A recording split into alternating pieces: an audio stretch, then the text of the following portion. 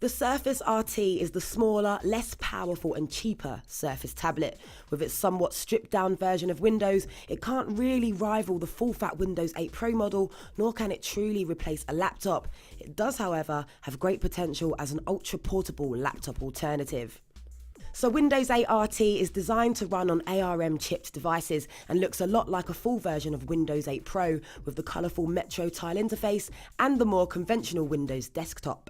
Thing is, most standard desktop applications won't install or run on RT, so you're stuck with what's available in the Windows Store. So no Google Chrome, no Audible, no Spotify and no Facebook app. But your Facebook and Twitter accounts are synced within Microsoft's People and messaging apps.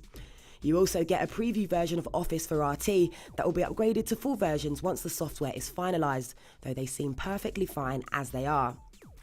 And if it's productivity you want, the basics are there. Email is seamless enough, especially through the Mail app if you have a Hotmail address, but it also loaded Gmail pretty quickly too. Compared to the iPad or even the Nexus 7, the Surface is going to feel big. That's because it is. Combined with a thinner waist than the iPad, the Surface feels freakishly tall and narrow when turned to portrait. Its shape is defined by its 16:9 screen ratio, but its untapered design makes it feel thicker than it is. But there's no denying the Surface has a reassuringly solid build quality and buttons and ports feel strong. It uses a proprietary connector, which we found tricky to place, has a full-size USB 2.0 and micro HDMI ports, headphone jack and volume rocker. And under the flip-out kickstand, there's a micro SDXC card for adding up to 64 gig of external storage. Now on the bottom lives the magnetic connector for either the touch or type covers, which connect with a snap and won't come unattached without a determined yank. Now while both are responsive, the type cover ought to be better for typing, but actually feels flimsier. Interestingly, the Surface knows whether your keyboard cover is in use or folded up behind, presenting an on-screen keyboard if necessary, giving you the choice of flipping through the live tile interface with the touchscreen or using the keyboard's trackpad. And there are various keyboard shortcuts and touchscreen gestures to flip between apps and files.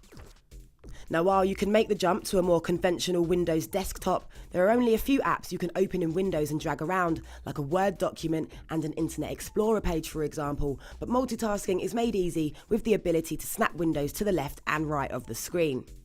The Surface's Tegra 3 engine handles HD movies confidently, and despite the screen's relatively measly 1366 by 768 pixel resolution, image quality is good, text rendering is mostly sharp, and Internet Explorer whizzes through Flash and HTML5 heavy sites. Battery life is also excellent. After running an HD movie all the way through twice, then mucking about browsing, emailing for over an hour, the Surface still had 50% battery. RT gaming is a tad disappointing though.